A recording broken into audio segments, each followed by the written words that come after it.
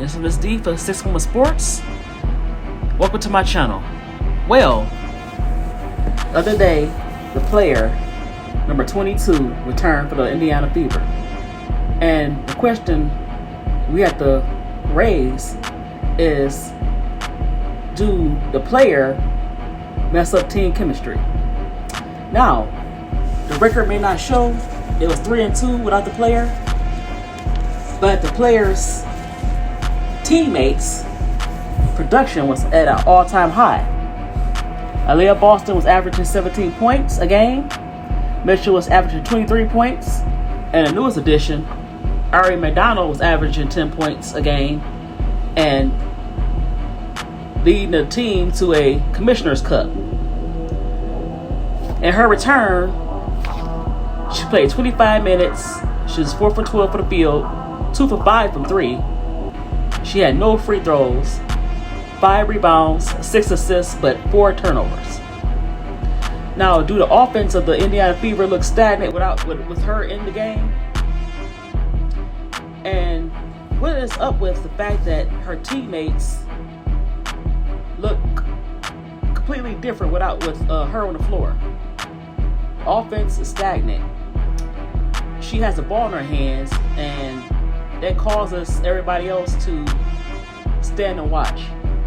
She has a hard time driving to the basket, and she has some flaws that do not mesh with her teammates. Her defense is not as good. Her passing is okay, but sometimes she has just the same amount of turnovers. And so we have to examine, is she good for team chemistry? And she came back in 25 minutes. Let's take a look at some of her teammates.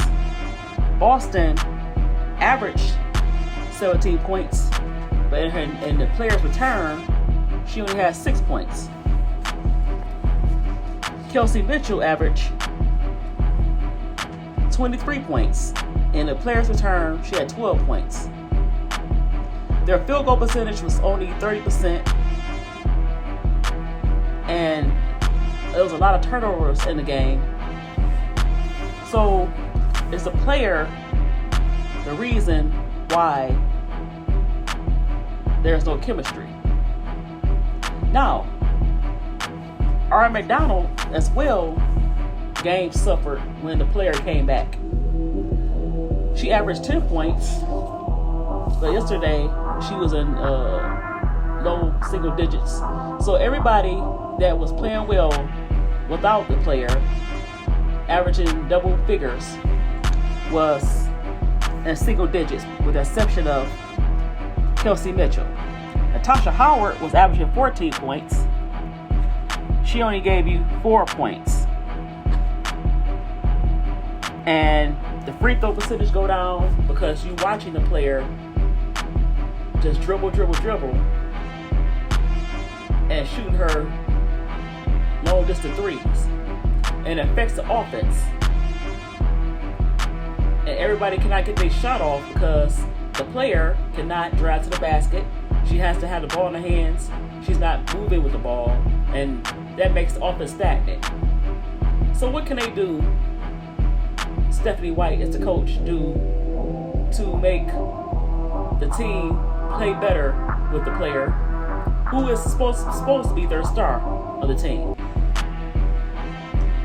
Well, one thing they should have did was lower her minutes, and she needs to find a way to play without the ball in her hands. She needs to cut to the basket, get some easy layups, cut down her turnovers, and play within the flow of offense. Because even if the player plays up-tempo,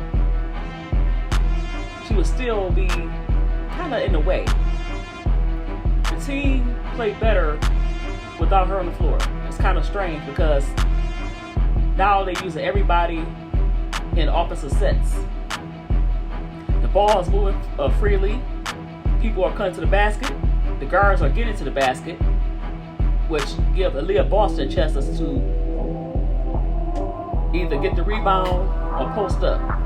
Natasha Howard get a chance to get her hands on the ball And when she's in the Florida offense and getting the ball, she could give you double-digit scoring.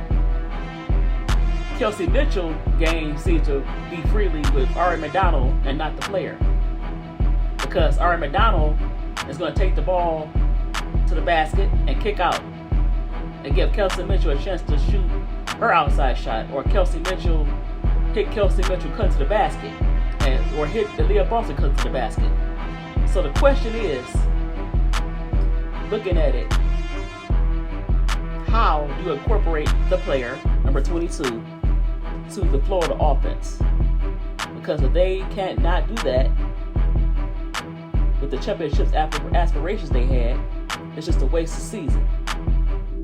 And the way they're looking, they might not make the playoffs. So, comment down below, what is your thoughts on the things I said in this video? This is Miss D for 611 Sports, and I'm out.